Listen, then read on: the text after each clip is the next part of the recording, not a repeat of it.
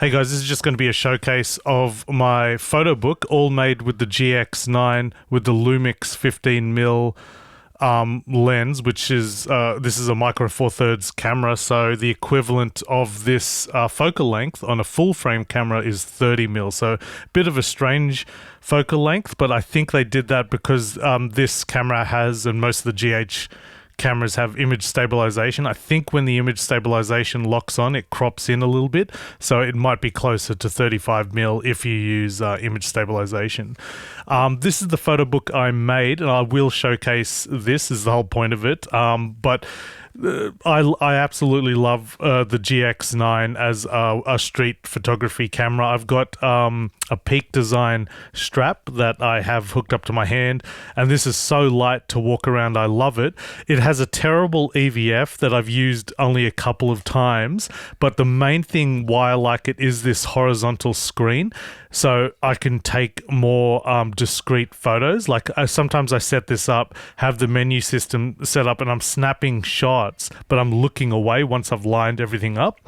The challenge I always put myself in with street photography is that I can't crop in later on, so everything has to be all in camera. So all the photos you see here, I don't think there's anything cropped in on this. Like, I only really made this rule like a few months after getting this, and a few of the photos were in here before I made that rule.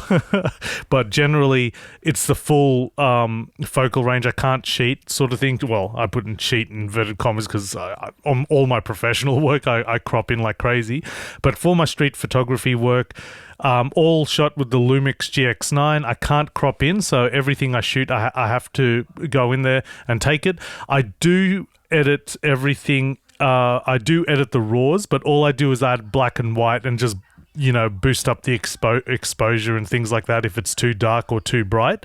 You know, it's decent dynamic range, decent stuff you can bring back. But I just want to show how I shoot. So like, I've got lots of things set up there that might be a bit annoying for people. I'm just going to open up the aperture here.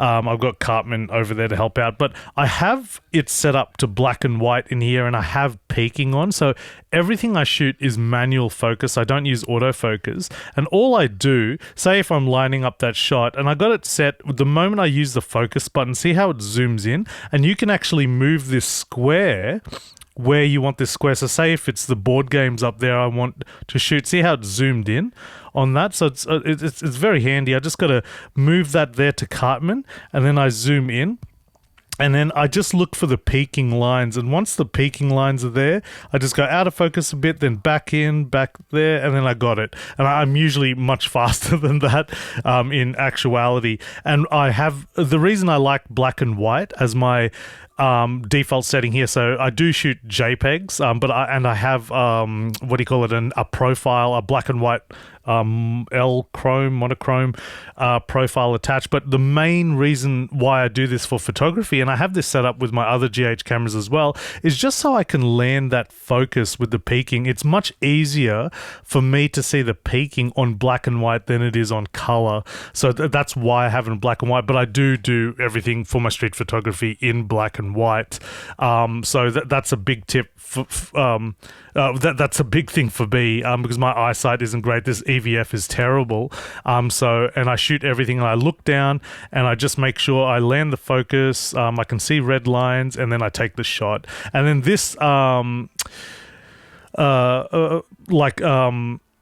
probably the only editing I do in post is making sure the horizon is level. I do actually try to get it in line, the horizon level, but generally, like, I'm shooting really quick and it's like that, so I do correct it in post, the horizon level, to make sure it's all leveled out.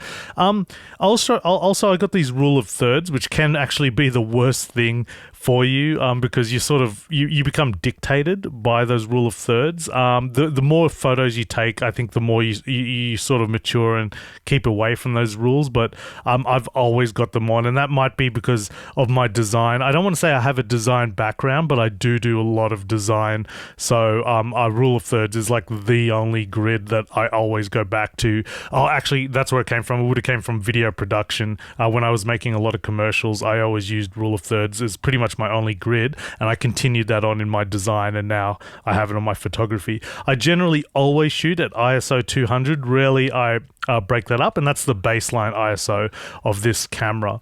The GX9, you can change different lenses. I've shot a lot with the Leica 42.5 on this lens. On this camera, and I did showcase the photo book before, the boxing photo book, that I did shoot a few of those photos with this camera.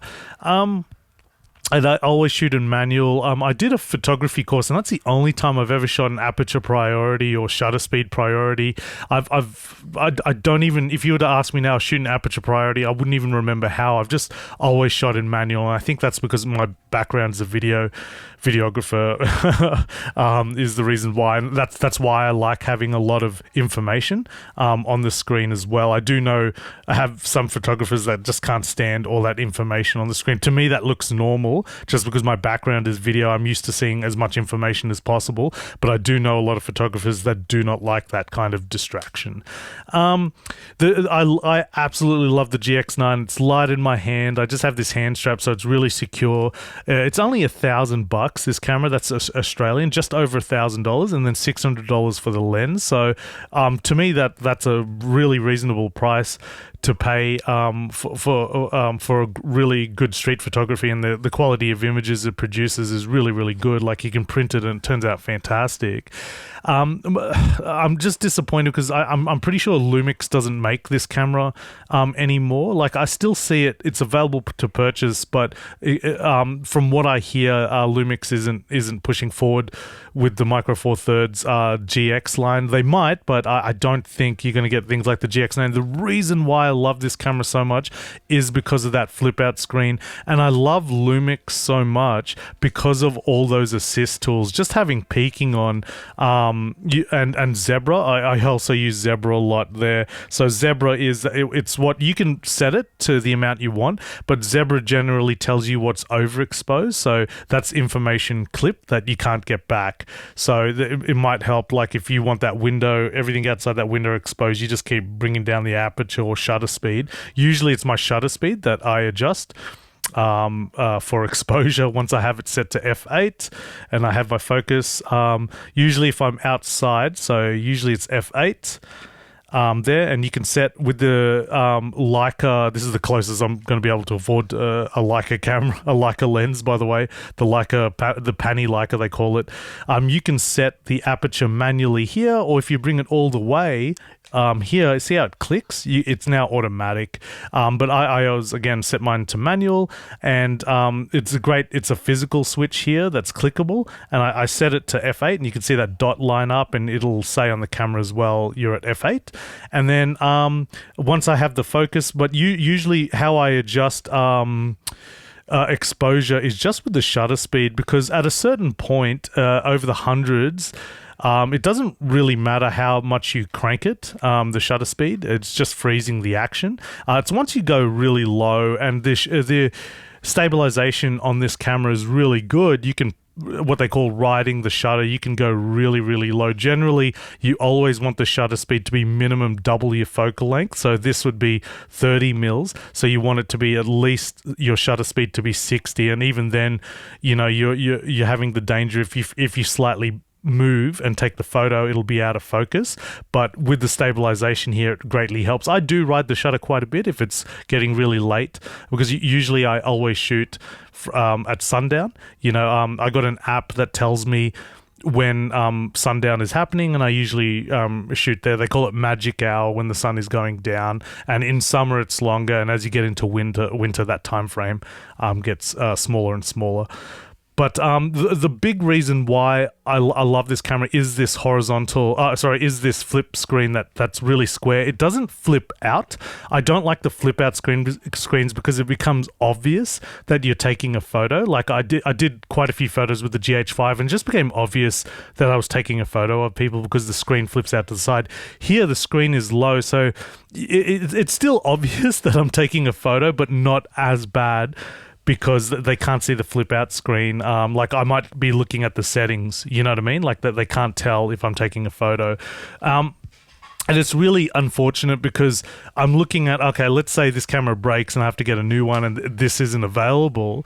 What's going to be my next camera? And I'm just so disappointed. Like Fuji X Pro 3 was the one I was eyeing a lot, or X Pro 2, but I don't think Fuji's even making that camera anymore, which is crazy, and it is much more expensive than the GX9. Yeah, so I don't know about Fuji, and I love the Lumix GH5. This is the same sensor as the GH5. You're just not getting all the video. Like, you are getting video options, but because this camera body is so small, doesn't, you know, it just, the video options just aren't as good as the GH5, despite having this as the same sensor. Yeah, so the other alternative is the Fuji X100V. That looks pretty good, so that might be a possibility. That's APS-C, I believe. That's a crop sensor camera. And then the other one, it goes really extreme to the Leicas, and I do like Leica branded stuff, but it's just so expensive. I'm just not in a position to afford anything Leica. I just if I had a spare 10 grand, I wouldn't be putting it towards a Leica Q3. I'll just put it like that. I'll be definitely investing it in a mutual fund or index fund or something like that. I love taking photography and stuff like that, and I do love and respect Leica, but I just can't justify 10 grand on a hobby camera. So yeah, it's just unfortunate. I'm definitely going to keep an eye out. The other alternative is just to go out with my S1H or get an S1 camera and just just go with that bigger camera out there. It'll just be a lot chunkier out there. This is so light, you just don't even feel it in your hand. And I always use the hand strap, so that might be an alternative. So, but yeah, the GX9. And just before I get to the photo book, I just want to quickly show the case that I have it on. So I just use a sling by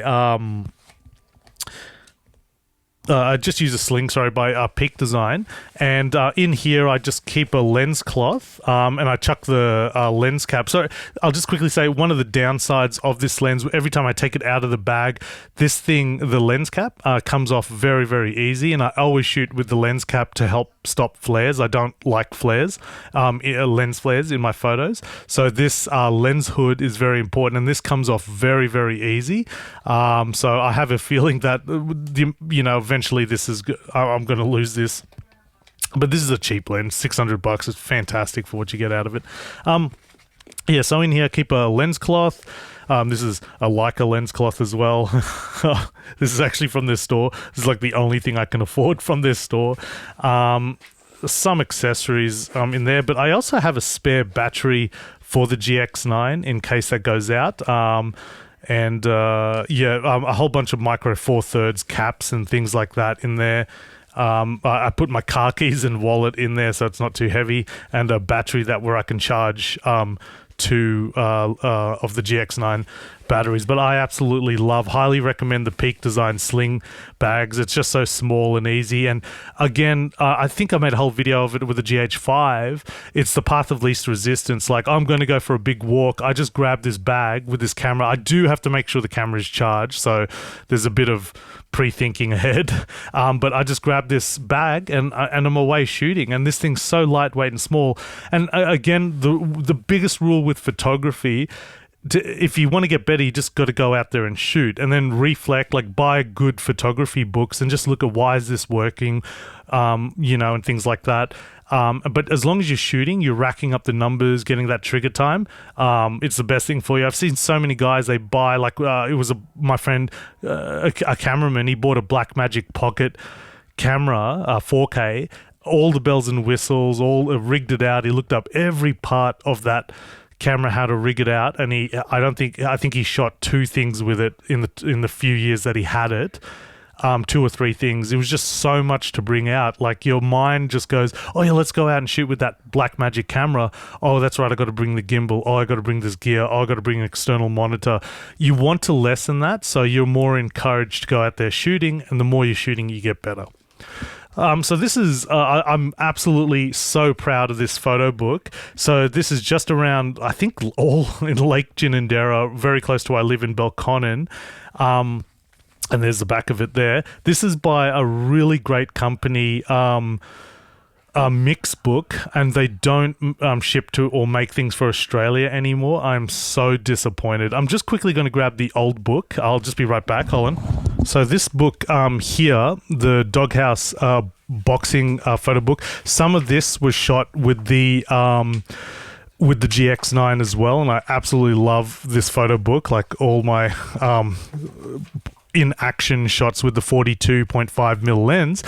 This one is all shot with the GX9. Sorry, a lot of this was shot with the GH5. Like 90% of that or 80% of that was shot with the GH5 and 20% shot with the GX9. But all this, 100% shot with the GX9.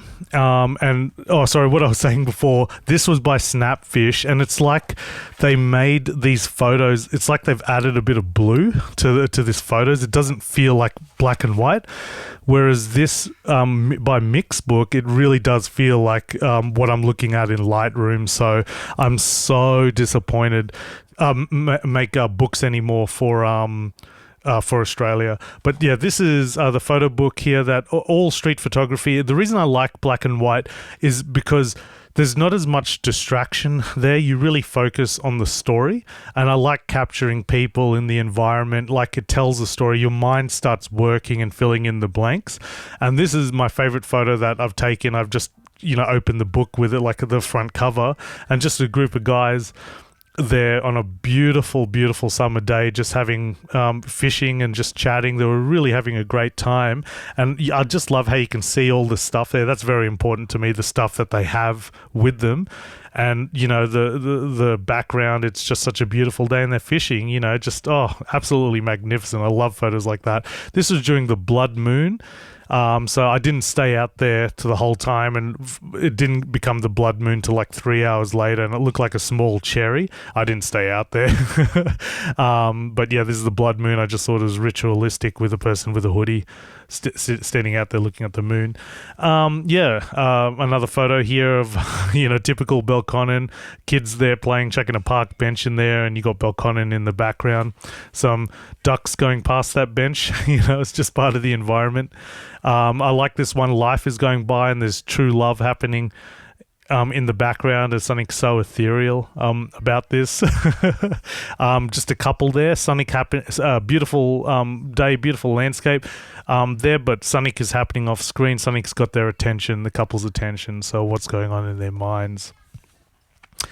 Group of lads fishing again, and just having what their stuff is there. They're obviously tradesmen of some kind. They got the high vis jackets, and this is just the end of the day. Just a group of guys just enjoying the day. And I think this is from the same day. Just one of the guys. I don't even know if he's part of that group, and I just like that, the landscape and that person over there fishing. Yep, another fishing shot. Yep, a lot of fishing there, Lake Ginninderra. I just like the landscape and the person fishing. And a lot of these photos are taken from the back of the person, because I'm really shy taking a photo of people. So I just often snipe these shots, and these are all 30 mil. So for these ones, I had to get pretty close. I got really close to that guy. I absolutely love this photo here. This is one of my favorites. Just something about the moon up there just balances out the photo, but going sailing, and I like that, just that hand gesture over there, that one person's helping another person, and this is like a boating club that gets out there. Just beautiful photo there of Lake Ginninderra. Are you going boating? This young kids, I don't think they were part of them. They're just a part of that guy going boating, but he's inflating his kayak or boat or whatever, and the kids were just asking him a question, just something about that. Yep. I thought this was an old person just having a moment looking at the changing Belconnen, because a lot of this is brand new and a lot of stuff are going up for construction, but it's just a person fishing. Didn't realize that till heaps later. Just a couple there. I had to sneak the shot while I was walking, so I was shocked it was in focus. But yeah, I try to get the footpath not in the shot as well. Oh, fantastic, just with the bird there as well, and this family looking down. I just love these shots. And a person having a moment, just thinking about things. I just like the kids' hands, the shape of the kids' hands there. Like I think they were fishing. I'm not too sure. It was a pretty hot day, so I think the kid just wanted to go home, maybe. And this side here, just you often see that dogs running in, having a swim. Oh, one of my favorite shots. The colored version for this photo is absolutely incredible, but this is, I went full frame for this, so this isn't the full, this is cropped in because I had to fill up the whole page. But yeah, just the beautiful gradient of the sun going down and this all being red. And then you got this silhouette of a person that I just saw there thinking, just absolutely incredible. So one of the magic things about street photography is that just these moments present themselves and you try to take the best shot as you can. And there's flaws. There's going to be no shot here is going to be perfectly composed or perfectly exposed, but it's still a beautiful shot because it's captured in time. It's something that, you can't really come up with. Conceptually, or if you do, it'll be too perfect. There's just something about street photography and its imperfections, and that you're trying to make it work, just makes it so exciting. A lovely couple. This is a beautiful moment of the sun going down, and there's this couple here, but I overexposed it because just to get this couple exposed in shot. Again, the black and white just makes it highlight the people. This in color, I think you'd be paying way more attention to the beautiful colors of the sunlight, which is excellent. But again, my focus is the people. Like every shot in here has people in it. I think every shot in here. Again, person sitting at the bench looking at Belconnen. People in their pet. Very, very cold, brutal day here. Very cold, very rare you see snow in Canberra, so the moment there was snowing, I just ran out there and took photos, and somebody made a small snowman here. That's pretty cool. So I guess snow people. Oh no, it's technically people here. There's a snowman. Yeah, that guy again, not that I was stalking him, he just appeared a couple of times in my shots, and yeah, just snowing. I wanted to get kids having a snowball fight so bad. Oh, missed that opportunity. And I didn't get a rainbow shot. I always wanted a rainbow shot because there was one day there was this big rainbow and I missed it. I thought, because I was going to see the Scorsese movie, the one about the native the one about the Native Americans being killed. I went to see that, and on my way to it, there was this big rainbow. I was like, I'm missing it. But I have to go with Martin Scorsese over taking a street photography shot. Awesome shot here. Typical Belconnen, where you got trolleys in the lake. It's this is Belconnen drowning in Lake Jundera. The culture of Belconnen is drowning in the lake. Lovely. This is winter now. Real thick of winter, but a very, very beautiful winter day. And you see this lovely old couple. You can notice the change of clothing. The clothing's getting a lot heavier. And somebody's fishing. Oh no, they're looking at their phone there. Not a great shot, but yeah. And I love this tradesman. Oh no, I've got one with a tradesman and their dog, I believe, but not in this shot. Just two people over there. Mum and a child. I'm always afraid of shooting children. Always afraid of shooting children, so I'm very, very cautious. I take the shot and get out of there. Fishing rods. Okay, so there are a few photos in here without any people at all. Fishing rods, absolutely love this shot. And yeah, I love this shot. A beautiful lady there just started dancing. The sun just coming out, and I guess it balances out with the bird as well being there as well. But and she's put her jumper down and she just started dancing. It was awesome. I was just, this is great. what a shot. And yeah, these are very easy. I've racked up so many photos of fishing boats, and I usually just keep the ones with more dramatic skies, but these shots here, do okay, I guess. I don't have a very popular Instagram account at all, but definitely I notice a much more likes on these fishing shots, but I guess because they're more silhouettes and you get more of the landscape. I love this area is really good here. Just if you get dramatic skies, and again, this is all actuality, like I'm not adding anything here, but you get really dramatic skies and just works that area. But I don't know, I'm kind of over silhouettes, but people seem to love them, and I love this.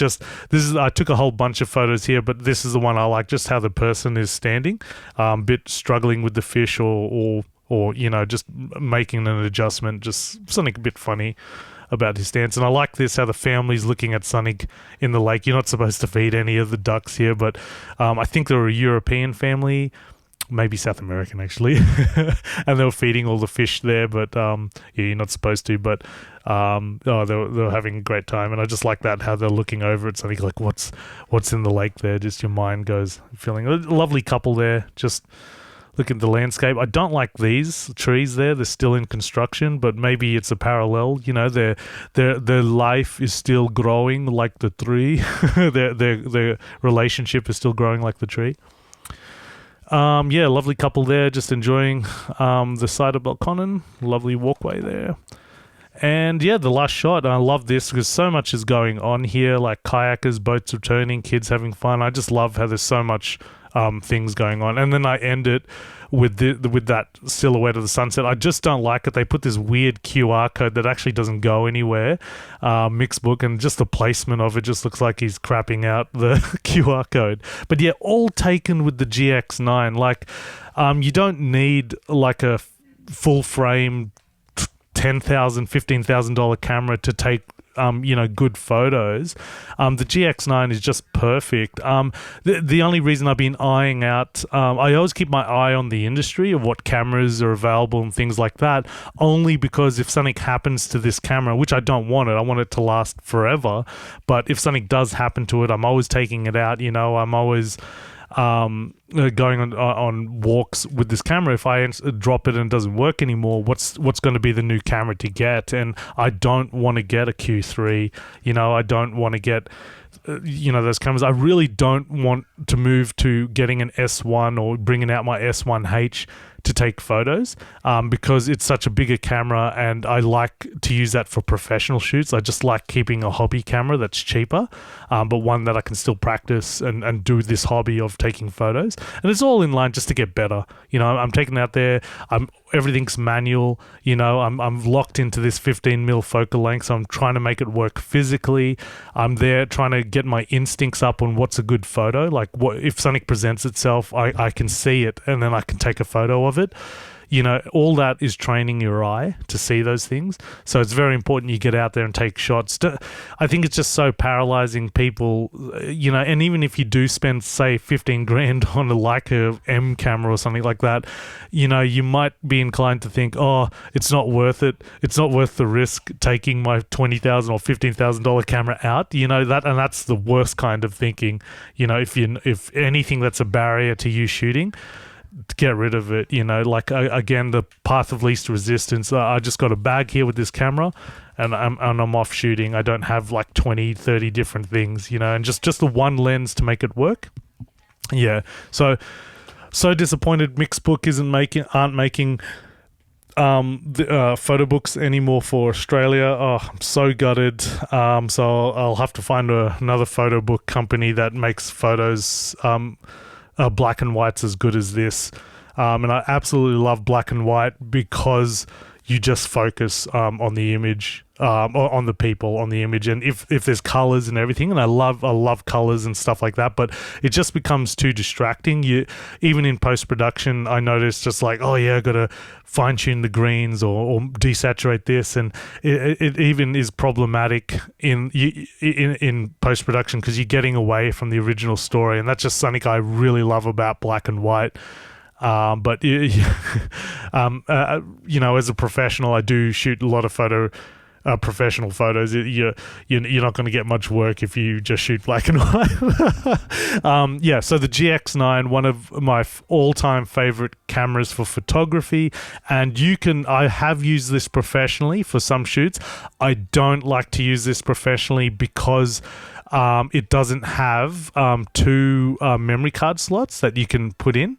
Oh geez, that feels so flimsy. You can't put two memory cards in there. Like I think if you're going to go for a professional shoot, you should always take a camera with two memory card slots, just because they're available now, and just to lessen any chances of error. Just always have a camera with two memory card slots. But I have that said, I have taken this camera to do some professional shoots on. I mainly shoot with an R6 though.